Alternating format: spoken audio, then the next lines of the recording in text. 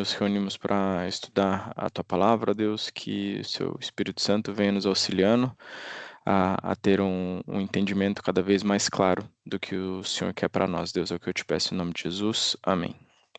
Amém. Bom, vamos lá. Só para começar, então, Jana, eu até coloquei um pouco lá no grupo, né, falando um pouco sobre o curso. Ele é dividido em 7 módulos, a gente vai tentar fazer em 7 aulas. Tem um módulo específico que é um pouco mais longo, talvez a gente não termine, mas assim, a gente não está muito preocupado com precisa fazer em 7, né? Se conseguir boa, se não, a gente prolonga por mais uma semana, isso sem problema. Ah, eu já ministrei 2 vezes esse curso, né, para as 2 últimas turmas. O que eu sempre deixo aberto é para o pessoal faça perguntas, eu vou estimular a fazer perguntas, né, se entendeu ou não. A ideia é sair com não ter dúvidas quando a gente sair. Eu falo até pro pessoal, às vezes durante a semana pensando, putz, isso não fez sentido na minha cabeça. Na próxima aula, ou se quiser mandar no WhatsApp, pode perguntar, fica à vontade. O importante aqui é a gente conversar e ter essas dúvidas sanadas mesmo, tá? Pode passar sem problema. Um outro ponto que eu sempre coloco para o pessoal é que, apesar da gente estar, o Jeff ele é o coordenador de cursos, né, para os brasileiros, e eu estar ministrando esse curso, eu sempre falo para o pessoal, não foquem na gente como pessoa, nós somos falhos, né? A gente sempre coloca para o nosso foco e tenta se espelhar na vida de Jesus em si, e a gente vai tentando tirar as escamas dos olhos, né, para a gente conseguir entender melhor o que traz a palavra dele, tá certo? Ok. Bom, acho que a princípio é isso. O Jeff, não sei se quer falar alguma coisa. Bom, vamos dar esse momentinho aí para a gente se conhecer um pouquinho, né? Uhum. Jana, não sei se você já me conhecia. Eu estou aqui no Canadá desde 2010. E lá no Brasil eu trabalhava com contabilidade. E aqui eu mudei para TI. É, Lá na igreja eu faço parte do grupo de louvor, né, desde que eu cheguei aqui em Calgary, porque eu morei um pouquinho em Montreal, uns 3 anos. Quando cheguei aqui em Calgary, aí eu já conheci a First Assembly em 2013 e passei a fazer parte lá do Ministério do Louvor. E, e na parte de teologia, eu tenho formação em teologia no Seminário Pentecostal no Recife. E a parte de discipulado é a parte que mais me chama a atenção, que eu sempre gostei mais, né? Que eu vejo que existe uma lacuna muito grande, uma necessidade muito grande no corpo de Cristo. Muita gente, às vezes, quer as coisas já preparadas, né? E não tem sede de busca. E hoje em dia, com o YouTube, né, a gente consegue encontrar muita coisa boa e muita coisa ruim também, né? Mas aí, às vezes, fica com esses pedaços, e você ainda continua com dúvidas e você não tem a possibilidade de fazer perguntas, né?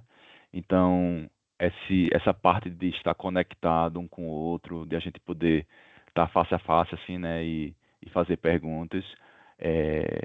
Felipe, eu até agradeço a ele por ele ter mantido a, o lado de fazer presencialmente, porque eu vejo isso ainda melhor, porque ainda existe a linguagem corporal, né? Quando você está presente, vendo a pessoa, tem muitas outras coisas envolvidas ali na comunicação que a gente perde um pouquinho online, né? E perde ainda mais se for online um vídeo gravado, um vídeo de outros pastores e tal, né? Mas é, eu vejo muita importância nesse lado da gente estar se reunindo assim para aprender juntos, né? E também não vejo, como o Felipe falou, também não vejo como que ele ou eu, a gente está ensinando, mas a gente também está aprendendo, né? A gente está compartilhando aqui experiências E esse curso, em especial, é um curso onde é, é, a maior importância dele é a gente poder estar fazendo perguntas, né, e dúvidas que tiver, dúvidas sobre a fé, sobre tem muita coisa que não faz sentido, sabe? É um momento bom, né, para isso, porque é um curso que é inicial, é elementar, né, no discipulado, e depois é que vai entrando as coisas mais difíceis ou mais complicadas, né? Mas esse momento aqui é o momento de realmente colocar para fora, se tiver dúvidas, se tiver coisas que realmente não batem, né? E não vai haver julgamento de jeito nenhum, e a gente vai tentar responder no que for possível. Um pouquinho sobre mim aí. Show de bola, Jeff. Até esqueci de falar um pouquinho de mim. Eu também sou. Eu cheguei aqui em Calgary, no Canadá, em Calgary, final de 2022. E aí já comecei a frequentar a First Assembly também. Passei por um período da minha vida cristã, apesar de eu ter nascido num lar cristão, passei por um período um pouco afastado, mas aí voltei e o pessoal confiou em mim para ministrar esse curso aqui também, e tá sendo bem legal junto com o pessoal que está passando. A gente tem feito boas amizades até para depois também, a gente sempre conversando, o pessoal às vezes com dúvida, isso é bem legal. Ah, bom, acho que é isso. Jana, e se você, não sei se você consegue falar um pouco de você, se apresentar, se você já ah, ia em alguma igreja no Brasil, como que era, coisa rápida mesmo, só para a gente entender e conversando dessa forma. Lógico, não consigo sim. Né, na verdade, eu sou cristã há muitos anos, né? Eu sou de berço cristão também. Minha família é toda metodista. Eu frequentei a metodista por um tempo, e aí depois na minha adolescência eu mudei de igreja, mas também sempre estive dentro da igreja, sempre trabalhando e tudo mais. Eu vou ligar a câmera um pouquinho, enquanto minha pequena não dorme, para vocês me conhecerem também. Essa é a Ellie, né? E eu sou a Jana. Então, tanto eu como meu marido, a gente tem um background metodista, mas a gente frequentou uma outra igreja no Brasil por um bom tempo antes de vir. A gente chegou no Canadá em 2021, final de 21. A gente veio por Toronto, então a gente morou lá 2 anos e meio. E aí a gente veio para cá o ano passado, desculpa, em maio do ano passado. Então faz quase um ano que a gente está aqui em Calgary, né? A gente está gostando bastante. A gente sempre foi envolvido também com a igreja. Na verdade, eu estou fazendo o curso não por ser recém-convertida, né? Mas mais para conhecer tanto o método de ensino da igreja, que eu gosto de um pouco de ver como a igreja trabalha, alguns fundamentos e tudo mais. Mas a gente sempre foi envolvida, a gente sempre trabalhou com voluntários e com casais nas igrejas que a gente trabalhou. E acho que é isso, gente. Que legal. Você vem Igreja Metodista, né, no Brasil. Falava muito de João Wesley, talvez, né? Muito, bastante. Então, inclusive o avivamento que ele trouxe na igreja foi exatamente usando esse modelo, né, de discipulado, então é muito legal, assim, o background. Sim, ele tinha um foco também muito na educação, que eu achei que era, eu acho que é Uhum, legal também, né? Hoje se perdeu muito tudo isso na igreja, né? Mas exato. eu acho que os princípios e os caminhos que ele usou foram bem interessantes para a época, assim, né? Show, legal. Até você falou sobre a questão da parte da doutrina da igreja em si, né? A gente muitas vezes vão surgir dúvidas, né? O pessoal pergunta bastante, a gente até aponta diferenças, mas a gente sempre deixa claro muito o que a igreja em si acredita, o que a fé traz, né? Então acho que isso vai ser legal. Pelo que você falou, é um dos focos, né? Que você Sim, tem para fazer isso, então vai ser bem legal. legal. Show de bola. Então vamos começar. Eu vou compartilhar aqui uma tela que eu gosto de começar. Os outros cursos eu comecei falando exatamente assim. Vocês estão conseguindo ver minha tela? uma tela de Paint.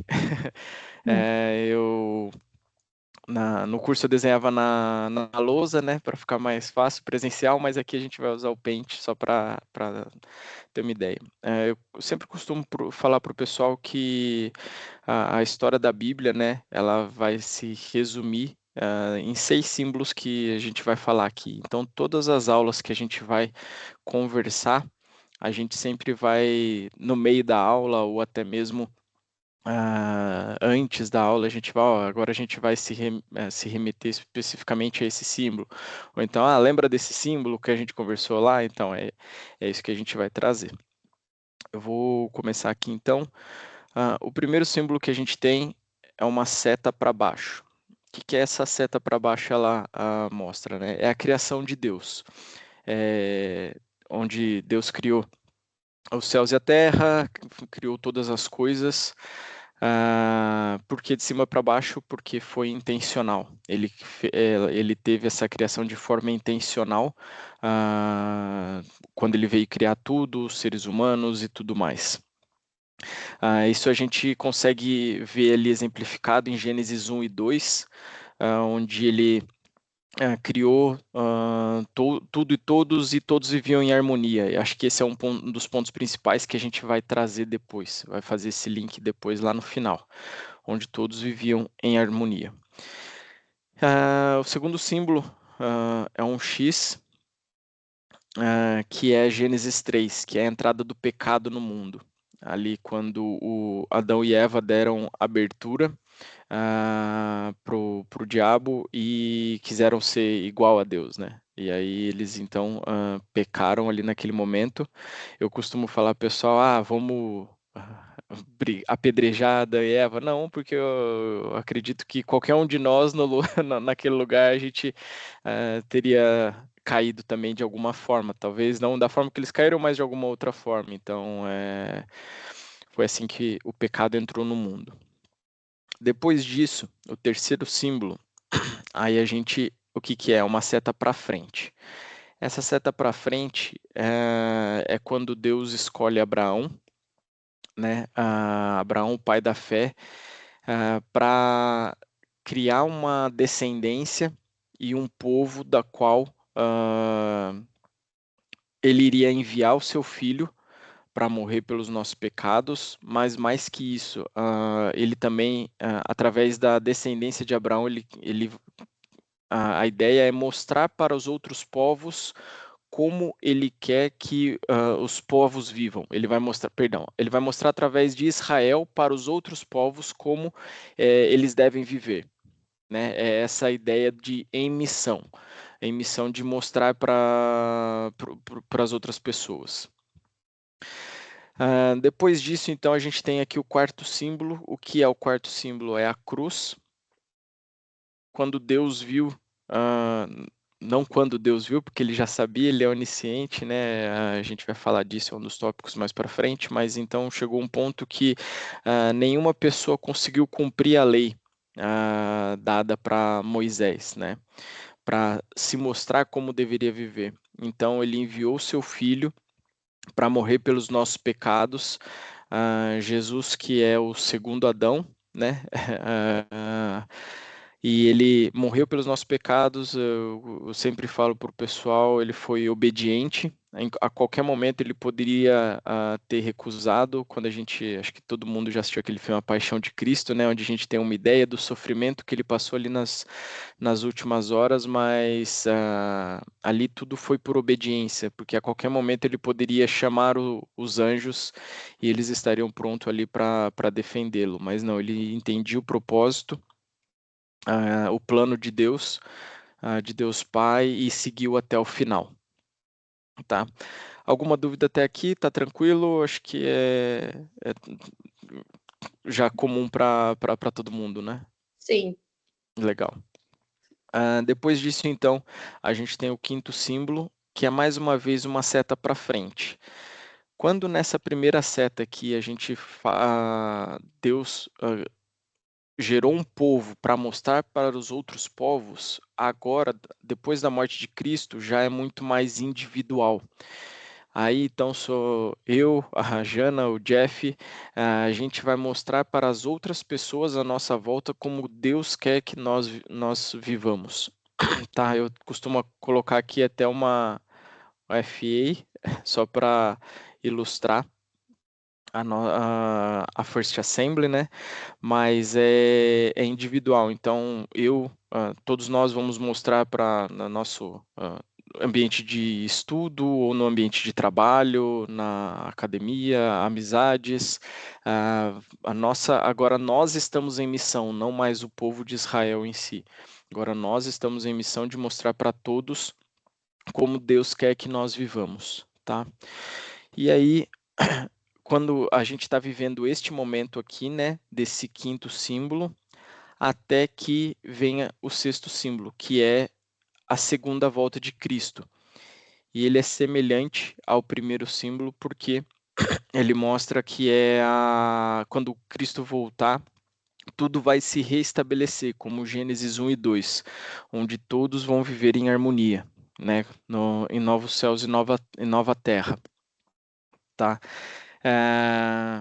Então, basicamente é isso. Não sei se ficou alguma dúvida. Se ficou alguma dúvida, por favor, me perguntem. Mas de forma bem ampla, né? Esses 6 símbolos mostram para a gente o que é o Evangelho, a Bíblia em si. E aí a gente vai falar sobre todos esses símbolos, né? Conforme a gente for conversando em cada tópico de aula. Beleza? Uma dúvida que eu tenho. Opa. Esses símbolos, alguns, obviamente, a gente sabe que são ligados a algumas simbologias da Bíblia, né? Mas poderia se, eu não sei, na verdade, perguntando por curiosidade, todos esses símbolos seriam dados exatamente assim na Bíblia, ou alguns foram criados ao longo do tempo? Não, na verdade, esses símbolos nem tem na Bíblia, tá? Eu que vi um amigo meu uma vez ilustrando dessa forma, e aí eu achei que ficou de uma forma bem clara, né? Esses símbolos, e aí eu sempre trago para o curso de Fundamentos da Fé. Mas na Bíblia em si não se fala, não se relata desses daqui. Eu acho que, com exceção da cruz, né? Da Que a cruz, cruz fala bastante, exato. Exato, a cruz a gente fala bastante, mas de restante é mais para a gente conseguir, de uma forma fácil, fixar o que a Bíblia traz para a gente. Tá bom, entendi. Tá? Então, show. Jeff, não sei se quer complementar alguma coisa, tá tranquilo? Não, eu só ia falar exatamente como você encerrou ali, aí eu vi que era aquilo mesmo. Você está trazendo uma metodologia, né? É como se fosse um sistema para ajudar a gente a visualizar, né? Porque apenas se a gente ficar só escutando, né? Às vezes a gente não está entendendo legal. Quando você divide nesses símbolos, aí ajuda a fixar melhor. Então é apenas Sim. uma metodologia. Eu sou bastante visual e me ajuda bastante, por isso que eu trouxe também. Também. Mas vamos lá, vou compartilhar aqui o que a gente vai estudar hoje, né? Todos os tópicos. Não sei se você conseguiu dar uma lida, Geno, mas se não, a gente vai ler aqui. E aí, conforme for surgindo dúvidas, por favor, vai me parando, vai perguntando, tá? Então vamos lá. Esses daqui são os 7 tópicos que eu comentei, que a gente. O objetivo é fazer em 7 semanas, né? Hoje a gente vai começar com esse primeiro, falando o que é fé. Depois, na próxima semana, conhecendo a Trindade, eu fui salvo do quê? Não olhe para trás, oração e leitura da palavra de Deus, práticas e ordenanças e também a comunidade dos santos, para finalizar, tá certo? Hoje a gente vai falar desse primeiro tópico aqui, o que é fé. Eu vou ir lendo e aí a gente vai conversando, tendo dúvidas, vai me parando e a gente vai respondendo, combinado? Beleza. Show. Então vamos lá. O que é fé? Fé está relacionada a crer. É uma verdade que a palavra fé tem muitos significados por aí. E quando se trata das religiões de modo geral, o conceito de fé é muito utilizado. Nas religiões monoteístas, religiões que creem na existência de apenas um Deus, por exemplo, a fé pressupõe uma relação pessoal com Deus, ou seja, Deus é um ser relacionável, uma pessoa. De modo mais específico, no cristianismo, a fé não é tratada como uma força ou poder interno. Ela não nasce por vontade do ser humano. É um presente, um dom da parte de Deus para aqueles que querem se relacionar com Ele.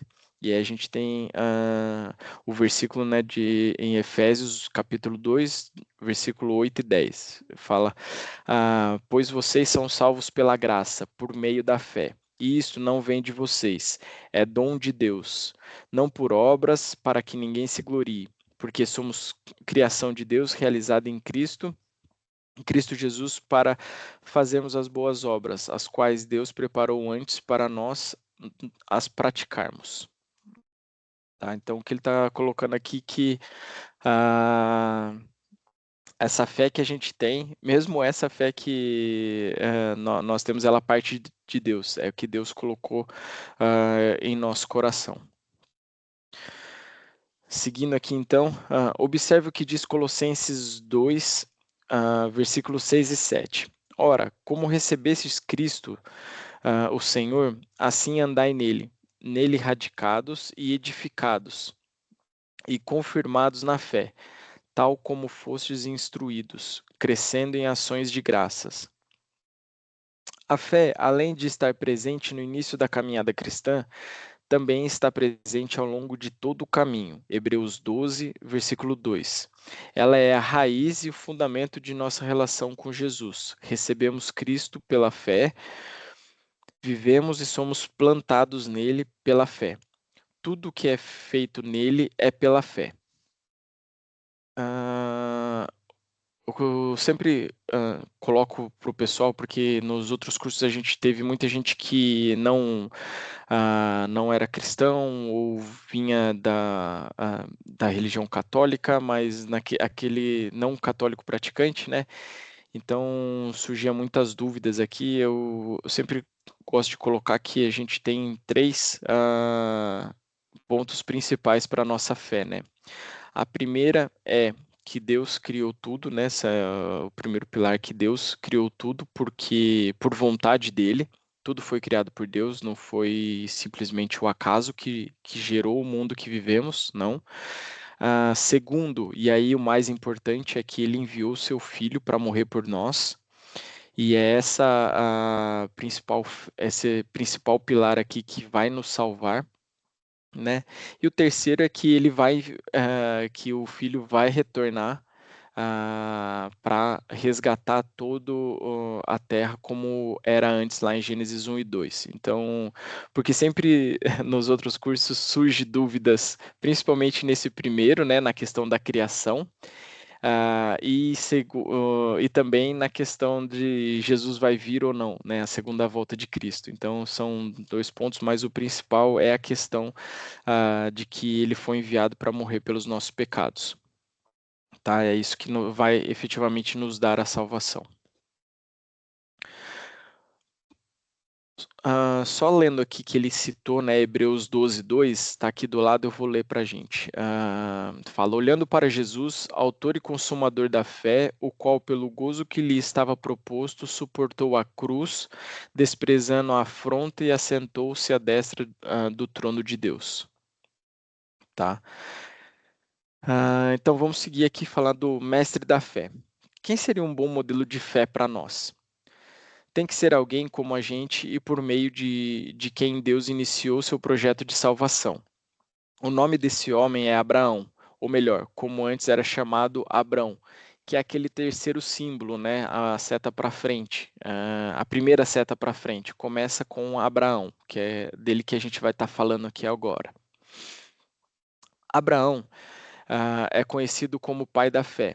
Isso significa que ele é o modelo, ou melhor, aquele que inaugura a relação de fé com Deus. Isso significa que a espiritualidade da fé é a espiritualidade abraâmica. E, portanto, devemos ter à mente como foi a construção da fé de Abraão, como ela começou e como se desenvolveu. Aparentemente, percebemos uma constância na fé de Abraão por causa de suas atitudes. E assim como enxergamos nossas vidas, temos a tendência de enxergar a vida de Abraão da seguinte forma.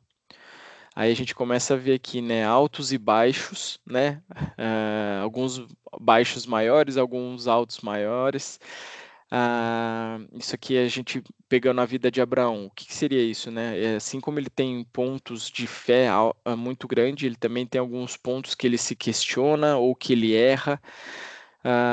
E isso é a nossa vida com Deus também, né? Infelizmente, a gente não consegue seguir num ponto alto aqui, sempre constante, né? Na verdade, a gente tem essas variações, e aí o importante é a gente buscar ter a menor variação possível. Aí aqui é um processo de santificação, né? A gente tem o processo de conversão e depois o processo de santificação. Eles são independentes, porém o processo de santificação ele se origina na conversão. Tá? A conversão aceitei a Jesus como meu Senhor e Salvador, e isso é suficiente para me salvar. Agora, o processo de santificação é o meu dia a dia, é o que vai me levar para mais perto de Deus, estando aqui na Terra, né? Opa, perdão, acho que eu passei sem querer isso. Então, o processo de santificação é tentar cada vez mais ter cada vez menos ter esses baixos, né, na nossa vida. Porém, como a gente vai ver depois, eu acho que até acabei passando, a nossa vida, ela, assim como foi a vida de Abraão, ela não é os pontos para baixo, ela não é linear, né? Ela vai sempre subindo. O ponto mais baixo dessa vez, ele vai ser mais alto do que foi da vez passada e mais baixo do que vai ser da próxima vez que eu errar, né? Então, o processo de santificação é isso. A gente está sempre aprimorando e está cada vez mais semelhante ao que Jesus quer para cada um de nós. Tá? Até aqui deu para entender? Estou falando muito, tá confuso, tá tranquilo? Não, por enquanto está tranquilo.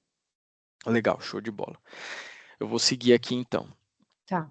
No entanto, não é assim que deveríamos enxergar a fé do patriarca. Nos pontos em que Abraão falhou, Deus atuou para ele seguir crescendo. Isso nos mostra que o nosso crescimento em fé permanece mesmo nos momentos difíceis. Afinal, é Deus quem atua em nós.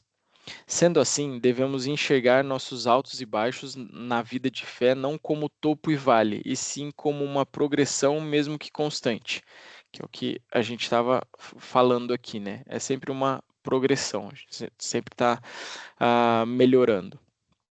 O que acontece é que Deus não nos deixa regredir na fé.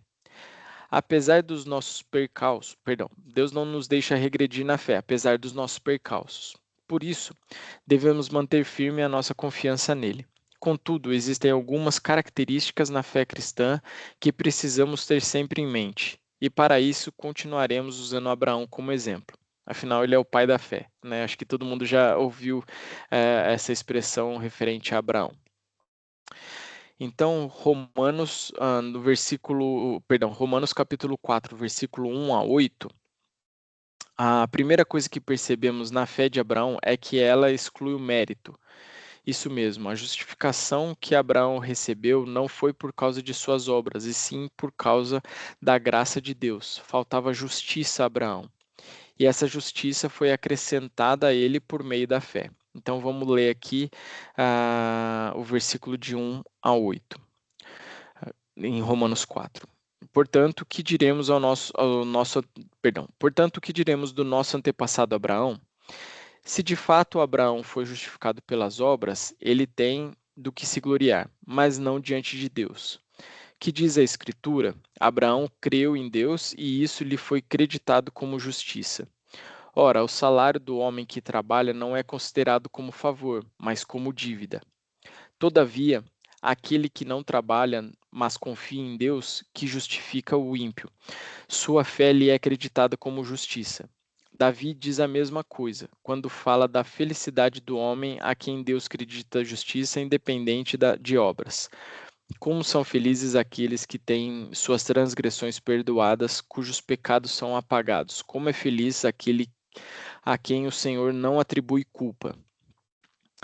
A gente vai reforçar bastante esse ponto, né? Acho que eu já até comentei, mas o que ele está falando aqui? Que as nossas atitudes, as atitudes de Abraão ou de qualquer pessoa, não são suficientes para salvar, para levar à salvação, né? A Bíblia até usa a expressão, né, que as nossas boas ações são como trapos de imundície, né? Ou seja, não tem valor nenhum para Deus. O que vai nos salvar é exatamente a fé, e a graça que Deus nos concede para sermos salvos. Tá. Esse ponto aqui ele é muito importante porque ele vai gerar muita dúvida ao longo da nossa vida, do sentido de eu preciso ser bonzinho, né? Eu preciso fazer coisas boas para ser salvo. Se eu fizer uma coisa errada aqui, eu não vou ser salvo. Não, não é assim que funciona, né? A partir do momento que acreditamos no sacrifício de Jesus, por cada um de nós, a graça nos é concedida e assim nós somos salvos. Aí a diferença do processo de santificação que eu falei antes, que aí nós temos que tentar espelhar as nossas atitudes com a de Jesus. Aí é outro processo, mas a salvação não convém a isso. Não está relacionada a esse processo.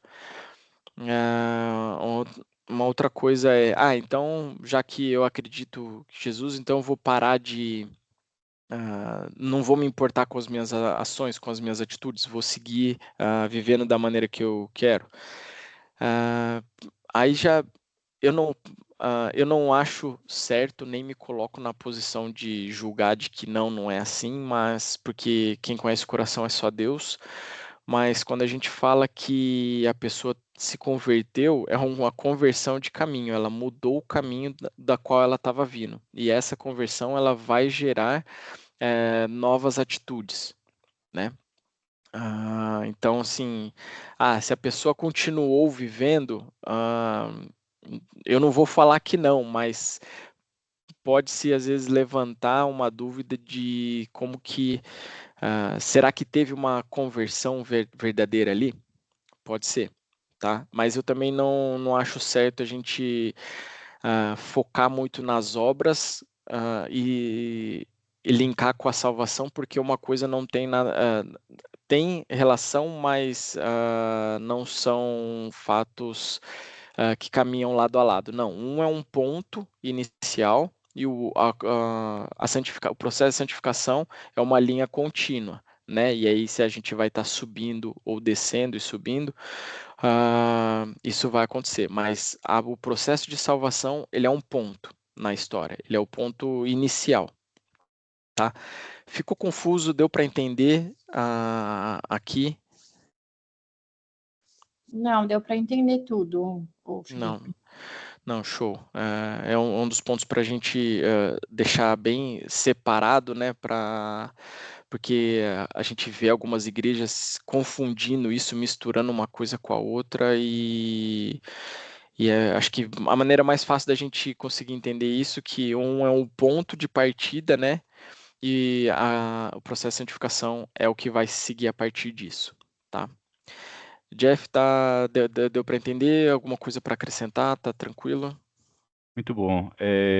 Inclusive, eu acho que a gente tem uma visão muito sobre a salvação, né, e a santificação como um júri, né? Deus como o juiz e a gente está chegando lá e você vai ser salvo, você vai receber a pena ou não vai receber a pena. Então, Jesus vem como aquele que vai receber a pena por você, né?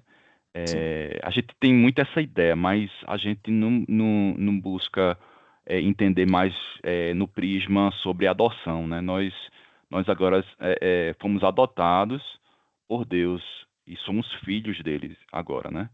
Então, a gente, quando na nossa caminhada, né? A gente vai ter momentos altos e baixos, vai ter momentos que a gente também vai entrar até em conflito com Deus, nas nossas dúvidas, né? É uma caminhada árdua, né? Mas desde o momento que a gente que a gente entrou na família de Deus, né? A gente agora faz parte e ele não vai mais lançar a gente fora, né? A não ser que realmente a gente queira sair, né? Ele não É, vai lançar mais a gente fora e está sempre pronto para nos perdoar. E ele não vai, você não vai deixar de ser filho, né? Porque você às vezes tomou alguma atitude ou entrou ou houve algum pecado na sua vida, alguma coisa, né? Que a gente vai estar sempre melhorando a cada passo. Mas Deus não vai lançar a gente fora por algum tropeço aqui e ali. E quanto que a gente entregou para Ele, Ele também vai estar disciplinando a gente, né? Então, assim como o pai também educa o filho e às vezes, né, tem que ser às vezes rigoroso com o filho, se a gente realmente pede a Ele para que Ele possa estar disciplinando a gente, para a gente poder seguir o caminho realmente como filho, né, de Deus, Ele também vai fazer isso, né? Então, acho que aí é que entra esse entendimento, sabe, de que nós somos agora da família, né? Nós somos filhos de Deus e aí a gente vai querer viver como o Pai, né? Como Ele quer. E quando nos momentos de queda, a gente está recorrendo a Ele para que Ele possa disciplinar a gente. Então, se você quiser viver uma vida de pecado, você pode até tentar, mas se você realmente entregou a sua vida a Cristo, eu acho que cada vez que a gente estiver indo pelo caminho errado, né, ele vai, como bom pastor, ele vai com a sua vara e seu cajado, né, vai endireitar o caminho para a gente voltar realmente para o rebanho, né? Então, se a gente fez, né, essa entrega, ele vai estar guiando a gente. Desculpa, acho que me prolonguei sim. demais. Não, não, Aqui. não, tá show de bola, Jeff. Valeu. Vamos seguir aqui então, né? Que vem falando no texto. Agora, observe o que diz Romanos 4, do versículo 19 ao 21. E, sem enfraquecer na fé, embora levasse em conta o seu próprio corpo amortecido, sendo já de 100 anos e a idade avançada de Sara, não duvidou, por incredulidade da promessa de Deus, mas pela fé se fortaleceu, dando glória a Deus, estando plenamente convicto de que ele era poderoso para cumprir o que prometera, né? Que é uma das promessas que Deus fez a Abraão, que ele teria um filho que iria da onde ele construiria uma grande nação. Então, seguindo aqui. Outro elemento presente na fé de Abraão é que ele confiou que Deus era fiel ao que prometera. Isso tem dois aspectos. Primeiro, que Deus é fiel às suas promessas. Ele é fiel a si mesmo, fiel ao seu caráter imutável e, por isso, a relação de fé também é uma relação de graça. Ou seja, Abraão, sem merecer, recebeu a promessa de Deus, e ainda sem merecer foi que Deus cumpriu essa promessa. Ela fazia parte do plano divino e, portanto, seria cumprida independente de obras humanas. Outro aspecto para considerarmos é que a fé traz ideias de verdade e realidade. Verdade e realidade são aquilo que Deus diz e realiza, independentemente das circunstâncias. Por exemplo, Deus nos disse que estaria conosco todos os dias, em Mateus 28, capítulo 28, versículo 20. Mas, de vez em quando, as tempestades estão fortes e a escuridão tão densa que não sentimos Deus segurando a nossa mão, e muito menos o vemos conosco. Mesmo assim, podemos crer que Deus está presente, porque Ele disse que estaria conosco nos amparando, como de fato está. Essa é a base da relação de fé que Abraão tinha com Deus, uma relação de confiança, né? O ponto aqui é,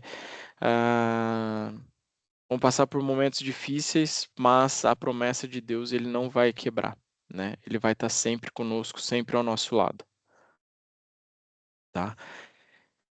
Então vamos seguindo aqui. Até aqui tudo bem? Tudo em ordem? Tranquilo? Show. Então, fé é confiar. A palavra fé no grego é pistis. Essa palavra varia seu significado de acordo com o objeto da relação. Quando ela estabelece uma relação do homem para com Deus, o significado é apresentado de confiança. E quando ela apresenta a relação de Deus para com o homem, seu significado se altera para fiel, confiável, leal. O que é muito interessante, né? Porque a gente quase a maioria das vezes a gente não consegue ser fiel à nossa palavra, né? O que ele está colocando aqui. Então a gente confia em Deus.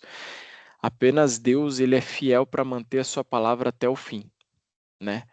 Então a mesma palavra ela vai mudar o significado quando inverte o vetor, né? Quando o vetor é de cima para baixo é fidelidade, quando é de baixo para cima é confiança.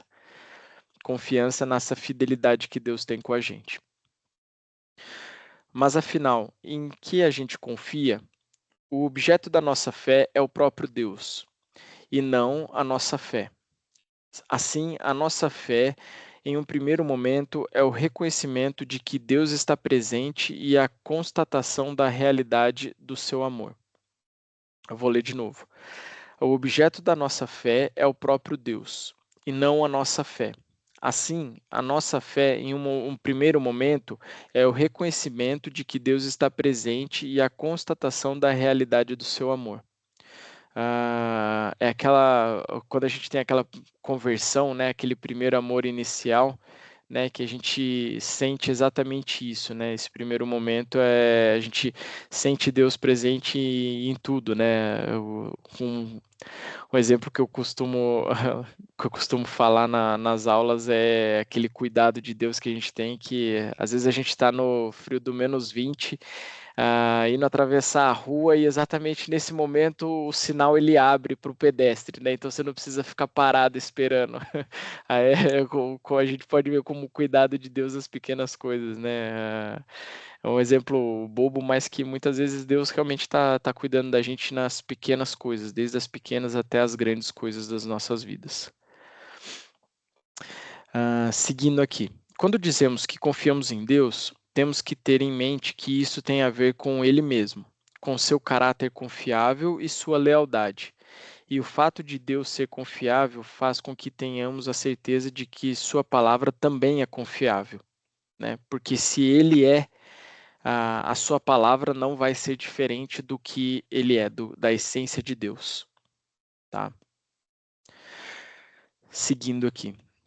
Se confiarmos no que Deus diz, algumas coisas afirmadas na Bíblia a nosso respeito são bem pesadas. Fala que não queremos Deus, em Romanos 3,11, né? Vou ler aqui do lado. Não há ninguém que entenda, ninguém que busque a Deus. Não podemos fazer nada por nós mesmos, em João 15, 5. Aqui do lado, eu sou a videira, vocês são os ramos. Se alguém permanecer em mim e eu nele, esse dará muito fruto, pois sem mim vocês não podem fazer coisa alguma. Somos criaturas completamente perversas. Romanos 3, 10 ao 18. Está aqui do lado, eu vou ler rapidão. Como está escrito, não há nenhum justo, nenhum sequer. Não há ninguém que entenda, ninguém que busque a Deus. Todos se desviaram, tornaram-se juntamente inúteis. Não há ninguém que faça o bem, não há nenhum sequer. Sua garganta é um túmulo aberto, com a língua enganam. Veneno de víbora está em seus lábios, sua boca está cheia de maldição e amargura. Seus pés são ágeis para derramar sangue. Ruína e desgraça marcam os seus caminhos, e não conhecem o caminho da paz. Aos seus olhos é inútil temer a Deus. Por isso, há essa necessidade de desistência e, consequentemente, humilhação diante dele. Ou seja, o que ele está querendo dizer é que nós, por nós mesmos, não podemos nada, né? Nós apenas em Deus nós podemos fazer alguma coisa ou somos justificados. A confiança trará a desistência de fazermos algo a nosso favor. Com nossa mente caída, sempre pensamos que temos que fazer algo para merecermos a Deus. Mas com a relação Mas como a relação é de confiar na obra e nos méritos de Cristo, isso significa que temos que desistir da ideia de fazer por merecermos as bênçãos de Deus. E essa desistência de nós mesmos será aquilo que chamamos de autonegação ou arrependimento. Em outras palavras, é reconhecer que não podemos fazer nada e que Ele mesmo tomou a iniciativa de romper todas as barreiras e nos alcançar em salvação.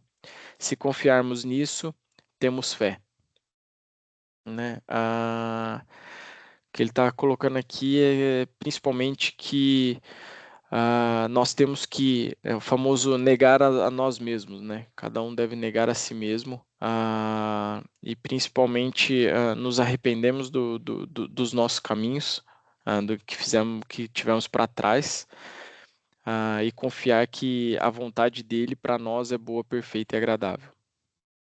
Tá certo? Até aqui, tudo certo? Alguma dúvida? Tudo certo, Fê. Maravilha. Então vamos seguir aqui. Eu pergunto bastante para ver que às vezes a gente fica meio assim de fazer pergunta, né? Mas fica à vontade, tá, Jana? Tá bom. Então vamos lá. Fé é conhecer. Examinando novamente a nossa história, examinando novamente a história de Abraão, percebemos que foi Deus que se revelou a ele. É impossível conhecer e alcançar Deus sem que Ele mesmo tome a iniciativa de se revelar a nós. Junte a isso nossa indisposição de buscá-lo, né? Como fala aqui em Romanos 3:11, não há ninguém que entenda, ninguém que busque a Deus. Para permitir que o homem perceba Deus, é necessária a intervenção do próprio Deus agindo com plena liberdade e decidindo soberanamente. Vou ler novamente aqui essa parte. Para permitir que o homem perceba Deus, é necessária a intervenção do próprio Deus agindo com plena liberdade e decidindo soberanamente. Ou seja, até mesmo para a gente perceber a Deus, é Deus que vai intervir a nosso favor. Tá? Seguindo, entregue às nossas próprias forças, poderemos, no máximo, segundo o grau de nosso entendimento e intuição, reconhecer a existência de um ser supremo e absoluto, que é Deus, no caso. A gente vai até mais para frente falar da Trindade, né? Mas o que que ele está colocando aqui é a existência de Deus. Para conhecermos Deus, além dele se revelar, precisamos também estar habilitados para isso. É impossível o ser humano se aproximar de Deus sem que ele providencie um meio para isso. Jesus, além de nos revelar o Pai, é também o meio, o caminho, né? Assim como fala em João 14,6. Está aqui do lado. Respondeu Jesus: Eu sou o caminho, a verdade e a vida. Ninguém vem ao Pai a não ser por mim. A habilitação, ou seja, ele está falando que Jesus é a habilitação para nos relacionarmos com Deus. Jesus é quem nos introduz na relação que ele tem com o Pai. Assim, se quisermos crescer em conhecimento cristão, precisamos viver na verdade de Jesus Cristo, que é o que a gente estava falando sobre o processo de santificação. Né? Acreditar e tentar seguir o exemplo de Jesus Cristo ao máximo. Tá? Isso, no entanto, não tem nenhuma relação com o próprio Deus.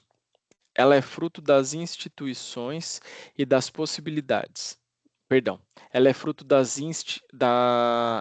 intuições, não instituições, das intuições e das possibilidades, limites do pensamento e esforço do homem, que pode com certeza imaginar um ser supremo sem que, apesar disso, tenha encontrado Deus. O risco de acharmos que somos nós quem buscamos a Deus é de criarmos um Deus à nossa imagem e chamá-lo de Jesus.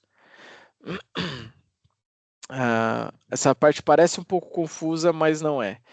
O que ele está querendo dizer é que muitas vezes, se a gente for moldar um Deus aos nossos pensamentos, os nossos pensamentos são limitados, né? Então, e Deus ele está acima do que nós conseguimos imaginar como ser, como a sua onipresença, a sua onisciência, a sua glória, o seu amor, né? A sua fidelidade está muito acima do que nós conseguimos imaginar, tá? A linha divisória entre o verdadeiro Deus e os falsos deuses se estabelece claramente a partir do problema do conhecimento.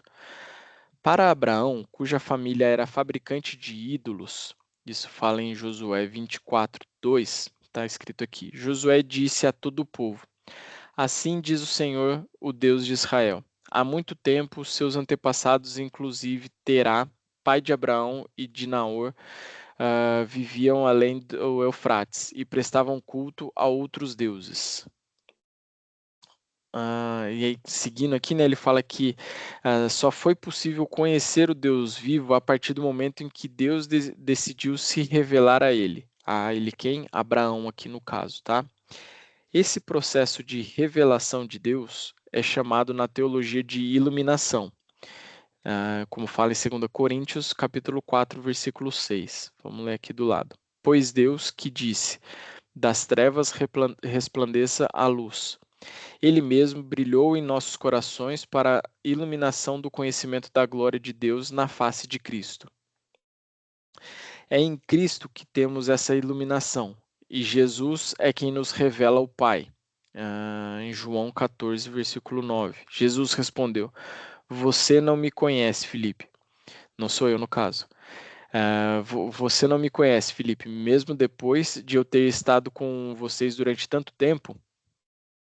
Quem me vê, vê o Pai. Como você pode dizer, mostra-nos o Pai? Então, aqui ele tá, quando a gente for falar, né, da Trindade em si, Jesus ele é o Deus encarnado, é o Deus que se fez carne para poder cumprir o plano divino da salvação dos homens, né? Então, como ele era o Deus encarnado, mesmo sendo humano naquele momento, ele nunca pecou. Quem vê a Jesus também vê a Deus, tá? Para conhecermos Deus, além dele se revelar, precisamos também estar habilitados para isso. É impossível para o ser humano se aproximar de Deus sem que ele providencie o meio para isso. Assim, Jesus, além de nos revelar o Pai, é também o meio, o caminho. Como a gente falou, né, em João 14:6, eu sou o caminho, a verdade e a vida. A habilitação para nos relacionarmos com Deus. Então, eu vou ler novamente aqui. Assim, Jesus, além de nos revelar o Pai, é também o meio, o caminho, a habilitação para nos relacionarmos com Deus. Jesus é quem nos introduz na relação que ele tem com o Pai, que é ali o processo de salvação. É ali que começa a nossa caminhada cristã, né? Quando a gente entende o que Jesus fez na cruz, se arrepende dos nossos pecados, ali a gente tem o início, né? Ele é o caminho inicial para chegarmos a Deus. Perdão, caminho inicial não, o único caminho para chegarmos a Deus. É o ponto inicial, tá certo? Jeff, até aqui alguma dúvida? Tudo certinho? Tudo tranquilo, show. Então, seguindo aqui, a gente tem João 14:6, que é o que a gente leu, né? Respondeu Jesus: Eu sou o caminho, a verdade e a vida. Ninguém vem ao Pai a não ser por mim. Tudo tranquilo, Jana? Até aqui tá muito confuso? Tá tranquilo? Tá dando para entender? Não, tá dando para entender tudo. Show, maravilha. Então vamos entrar aqui já para a parte final do nosso estudo de hoje, né? Aqui fala fé e confessar. Observe o que diz Romanos 10, versículo 9 e 10. Se você confessar com sua boca que Jesus é Senhor e crer em seu coração que Deus o ressuscitou dentre os mortos, será salvo. Perdão. Pois com o coração se crê para a justiça e com a boca se confessa para a salvação. A fé produz efeitos, ações em nossa vida. Em um primeiro momento, a fé é a abertura para Deus, e quanto mais ela se torna presente, mais produz um impacto em nossa vida. E é aqui que entra a confissão da fé. Confessar é se comprometer publicamente. Existe a necessidade do ato público que autentique e efetive a fé. O ato de confessar, ou seja, falar, traz um impacto interno, traz comprometimento e assimilação do que estamos fazendo. Na FE a gente tem, né, acho que diversas igrejas, né, normalmente no final do culto, aquele momento de apelo, né, pegando ali o exemplo do pastor Ben, ele sempre coloca daquela forma, né, se tem alguém aqui pela primeira vez que crê em Jesus, quer ter Jesus como seu único Senhor e Salvador, né, ore comigo, né, é esse momento aqui de confessar. É exatamente isso aqui que está falando nesse momento, tá? Quando há confissão, a fé deixa de ser particular e se torna operosa, como está em 1 Tessalonicenses, capítulo 1, versículo 3. Fala assim: lembramos continuamente diante de Deus, de nosso Deus e Pai, o que vocês têm demonstrado. O trabalho que resulta da fé, o esforço motivado pelo amor e a perseverança proveniente da esperança em nosso Senhor Jesus Cristo. O fato da fé ser operosa significa que ela é visível externamente. Uma fé que permaneça como sendo algo privado, que não se manifesta para o exterior, não é mais do que uma incredulidade escondida, uma falsa fé. Por isso a importância do ato de confessar, né, com os lábios, como o texto trouxe aqui anteriormente. Aí falando de dúvida e incredulidade. Observe o que diz Hebreus 11, versículo 1 e 6. Então, o versículo 1 fala: ora, a fé é o firme fundamento das coisas que se esperam e a prova das coisas que não se veem. Pode perguntar, Jana. Na verdade, minha curiosidade, Felipe, já Uhum. que vocês atendem muita gente que inclusive vem você falou que vem da Igreja Católica, né? E que às vezes não era praticante. Mas eu, lembrando aqui essa questão do confessar, a Igreja Católica é um pouco, eu sinto que ela é um pouco, pelo menos, né, na sua tradição, ela é um pouco mais forte na questão de você ir confessar, né, com o padre e tudo mais. E eu sinto às vezes que a igreja evangélica, não que ela não dê esse espaço, mas às vezes eu acho que ela não lembra tanto as pessoas da questão de você ter que confessar para alguém também, né? Que Jesus também fala que é para você confessar para os irmãos, não só às vezes na sua oração sozinho.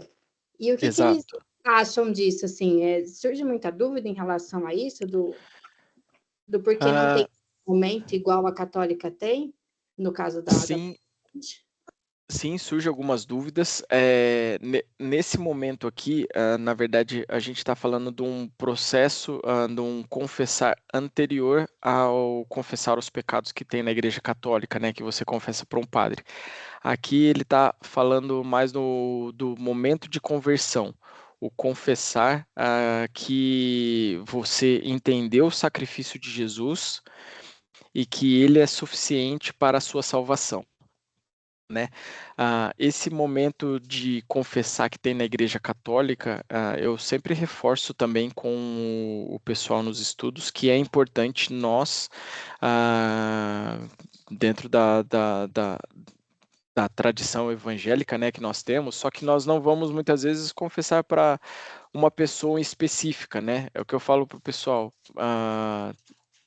Tenham sempre alguém, algum irmão que seja próximo de você e que vai conseguir te ajudar nessa caminhada sua. Por que esse conseguir te ajudar? Muitas vezes não é, a gente não pode, meu sentimento, né? A gente não vai sair confessando os nossos pecados para qualquer pessoa. Tem que ser uma pessoa que a gente tenha uma confiança para isso e que essa pessoa seja madura para não julgar a gente e também que consiga nos orientar, né? Não precisa especificamente ser um padre ou um pastor. Às vezes às vezes as pessoas ela vai ter uma proximidade maior com o pastor e vai ter essa relação com o pastor, não tem problema nenhum, mas muitas vezes eu dou um exemplo meu aqui, quando eu cheguei, não sei se você conhece a Fran, que trabalha no Kids, né? O marido dela, o Bruno. A gente vira e mexe, a gente sai almoçar, e foi uma relação que a gente construiu de tipo a gente falar as nossas dificuldades e um outro conseguir ajudar, a gente orar um pelo outro ali naquele momento. Mas não é uma pessoa que eu tenho eu sou amigo dele, né? Mas eu tenho uma proximidade muito grande. Mas a gente tem esse momento, né? Que a gente faz isso. E eu sempre incentivo todo mundo a ter uma pessoa assim, né? Uma ou duas, né? Mas pelo menos uma pessoa assim, uma pessoa que vai nos ajudar na nossa vida cristã. Tipo, estou passando por essa dificuldade, errei dessa forma, me ajuda, como eu posso melhorar? Ou então, muitas vezes eu já sei o que eu tenho que fazer, me ajuda ao meu coração ficar mais propenso a mudar a minha atitude, né, nesse sentido. São duas confissões diferentes, não sei se deu para entender, momentos diferentes, mas eu concordo que muitas vezes na igreja evangélica a gente não reforça muito essa questão de confessar os nossos pecados, mas é importante, né? Mas o que eu sempre oriento é com uma pessoa que você confie. Não, deu para entender sim, que são dois momentos. Eu estou perguntando por curiosidade, porque a gente tem um casal de amigos que também vieram da Católica e estão frequentando a FA. E Legal. no bate-papo surgiu essa dúvida também, sabe?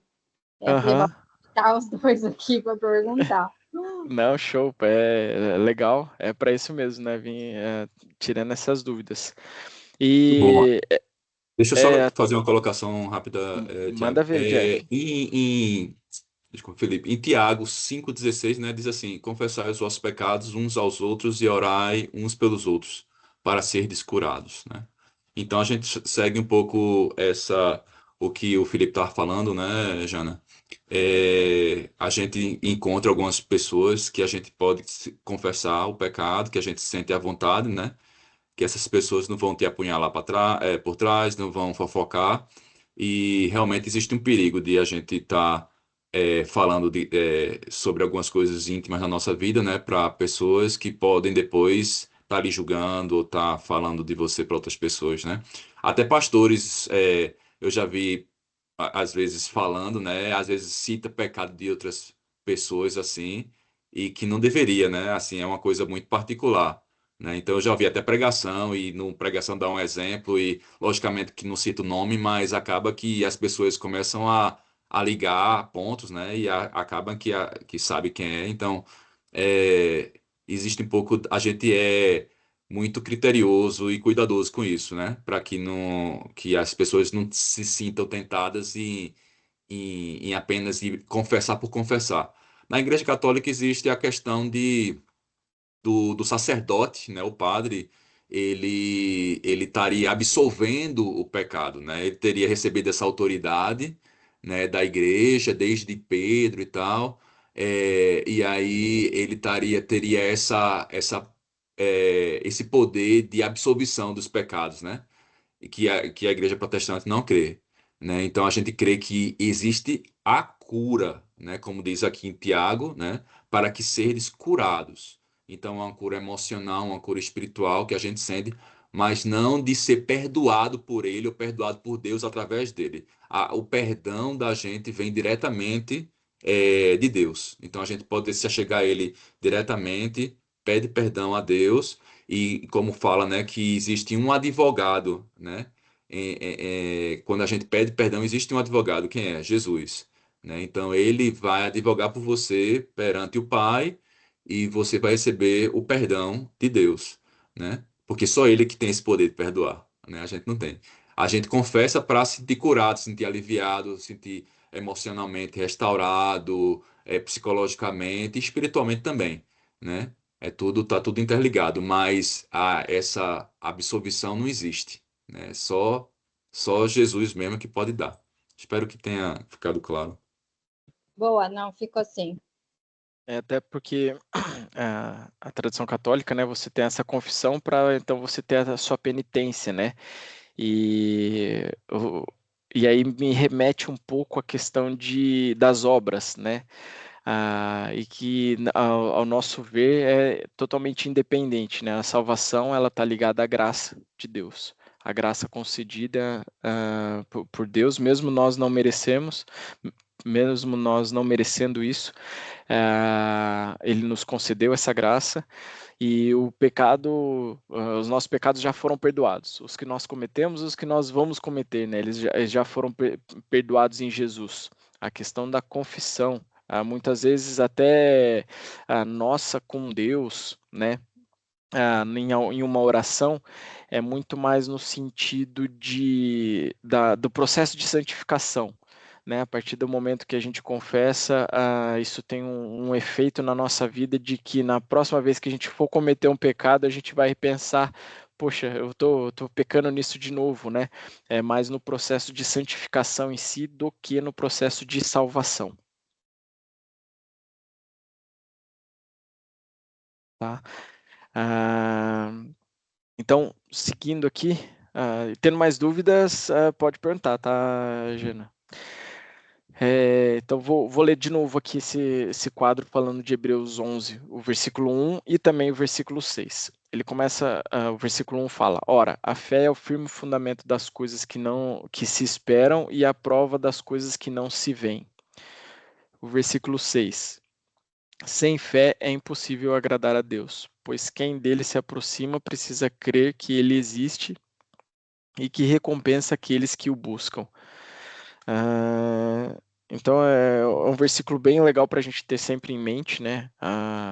Esse versículo 1, né? O firme fundamento das coisas que se esperam e a prova das coisas que não se veem. Ou seja, muitas coisas eu não vou conseguir, a gente não vai conseguir provar.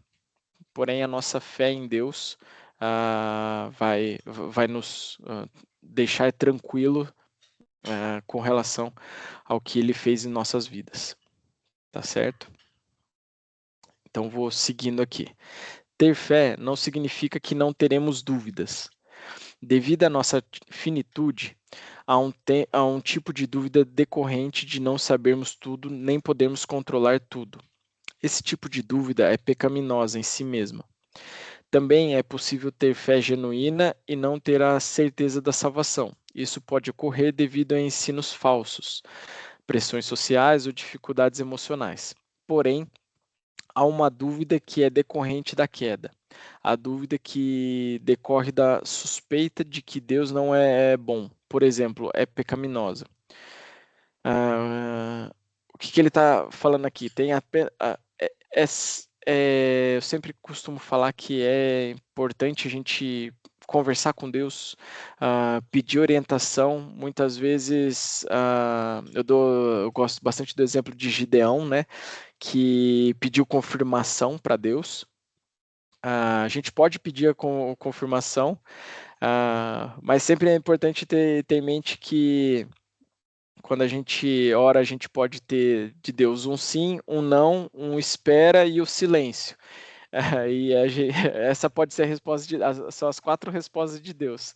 E não é porque veio silêncio que ele deixou de ser Deus. Pelo contrário, ele continua Deus da mesma forma. Mas nesse momento que a gente pode ter o silêncio. Porém, a dúvida, essa dúvida de que Deus não é bom, ou seja, Deus não é bom o suficiente para nos salvar, ele não foi bom o suficiente para morrer pelos nossos pecados, a sua morte não foi boa o suficiente para nos redimir dos nossos pecados. Essa é uma dúvida que vai levar à queda, né? Tipo, é uma incredulidade diferente, de uma dúvida de qual caminho seguir. A dúvida de quando eu tenho de que Deus não é bom o suficiente, e isso não só pode, como vai levar à nossa queda, porque a gente não entendeu, não efetivamente confiou, acreditou em tudo que Jesus fez por nós na cruz. tá? Ficou confuso? Deu para entender? Eu sempre gosto de reforçar essa parte da única dúvida que pode nos levar à queda, né? Mas é importante a gente ter isso bem claro, a diferença de pedir um auxílio em uma tomada de decisão, de ter uma dúvida com relação às vezes se eu vou ser salvo ou não, por conta de algum ensinamento errado, que nem o texto trouxe, da dúvida de Deus ser bom o suficiente para anular o que Jesus fez na cruz. Deu para entender essa parte, Jana? Deu sim. Não, boa. Show. Que às vezes eu vou falando na minha mente, às vezes parece que faz sentido, eu vou falando e acabo ficando confuso, mas que bom que deu para entender. Eu vou seguindo aqui. De fato, essas dúvidas levam para o lado da descrença ou incredulidade. A incredulidade é o contrário da fé. A descrença não é a causa, mas o resultado da desconfiança. Quando nos convertemos, a restauração da crença e da confiança em Deus acontecem de forma simultânea. Declaramos: agora eu sei que há uma redenção em Cristo. Sei que há um futuro. Sei do amor de Deus. A certeza da fé é decorrente da confiança na bondade de Deus, a qual se fundamenta na gratidão diante de sua revelação. A compreensão, ou seja, a certeza, alimenta e é alimentada pela confiança, sendo ambas fundamentadas na gratidão. Em outras palavras, a convicção é fundamentada na confiança absoluta, assim como fala em Romanos 4, versículo 20 e 21. Vamos ler aqui do lado. Mesmo assim, não duvidou nem foi incrédulo em relação à promessa de Deus, mas foi fortalecido em sua fé e deu glória a Deus, estando plenamente convencido de que ele era poderoso para cumprir o que havia prometido. Então, vou voltar aqui e ler novamente. Em outras palavras, a convicção é fundamentada na confiança absoluta. E por essa razão, a fé subsiste na escuridão da incerteza. Aí a gente tem aqui o texto de Gênesis 12, versículo 1 e 4. Fala: Então o Senhor disse a Abraão: saia da sua terra, do meio dos seus parentes e da casa de seu pai, e vá para a terra que eu lhe mostrarei. É engraçado que nem fala, ó, vai para a terra tal. Não, não, a terra que eu vou lhe mostrar no caminho. Quando você estiver indo, eu vou te mostrar. É muita fé. Partiu Abraão como lhe ordenara. Perdão, como lhe ordenara o Senhor. E Ló foi com ele. Abraão tinha 75 anos quando saiu de Harã. E aqui o texto ele está falando de Abraão também, tá? No texto de Romanos aqui em cima. Até aqui deu para entender esse processo, né, de fé, do entendimento do que Jesus fez por nós, do único dúvida no coração que pode levar à nossa queda também. Deu para entender tudo isso, Jana? Deu sim.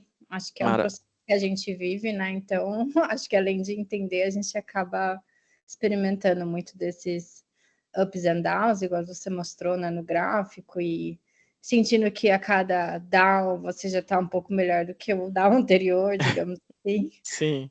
Então, eu acho que faz parte da nossa caminhada também como cristão. Bom, com certeza. Não, maravilha. Então vamos indo para as considerações finais. A fé é um presente de Deus e temos que acreditar que do princípio ao fim o Senhor atua em nós para a nossa salvação. A fé cristã não é uma adesão passiva, é obediência. E obedecer é uma escolha. Isso daqui é interessante, né? Quando ele fala, não é uma adesão passiva, ou seja, é um ato determinado nosso, é um ato que nós decidimos ter fé. Né? Não é uma coisa que vai vir do nada, não, é um ato que nós realmente optamos por isso. Tá? É escolhermos todos os dias a fé e não a incredulidade. É decidirmos confiar quando a dúvida bater a porta. Lembre-se, a fé é um ato de obediência e decisão que agrada ao coração de Deus, o nosso Pai. O conhecimento de Deus é baseado no ouvir, conforme o caso de Abraão, em Romanos 10:17. Está aqui do lado. Consequentemente, a fé vem por se ouvir a mensagem, e a mensagem é ouvida mediante a palavra de Cristo. Pois a voz é a força original que dá existência ao mundo. Fala lá em Hebreus 11, versículo 3. Pela fé entendemos que o universo foi formado pela palavra de Deus, de modo que aquilo que se vê não foi feito do que é visível. Né? A gente volta naquele primeiro símbolo, né? A primeira setinha para baixo. E também, como eu coloquei ao longo do estudo, né? Aquele primeiro pilar da fé, né? De que Deus criou tudo de forma intencional. Seguindo aqui para o último parágrafo, a compreensão, certeza, alimenta e é alimentada pela confiança, sendo ambas fundadas na gratidão. Ou seja, essa convicção é fundamentada na confiança absoluta. Em Romanos 4, versículo 20 e 21, fala isso, foi o que a gente leu aqui em cima. E essa confiança é expressa por um símbolo, em Hebreus 11, versículo 6, tá? Que sem fé é impossível agradar a Deus, pois quem dele se aproxima precisa crer que ele existe e recompensa aqueles que o buscam. Eu vou ler novamente aqui essa frase. Ou seja, essa convicção é fundamentada na confiança absoluta e essa confiança é expressa por um símbolo, em que devemos nos aproximar de Deus, reconhecendo que Ele é recompensador.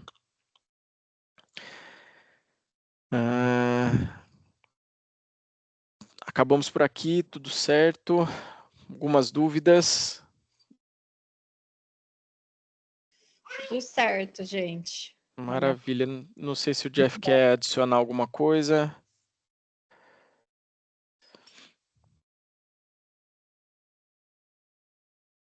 Procurando aqui o botão do microfone. Não, tô tudo tranquilo. Show, Tudo perfeito. maravilha, então, gente. Então, essa primeira aula, né, falando sobre fé, que é o ponto inicial para a nossa caminhada cristã.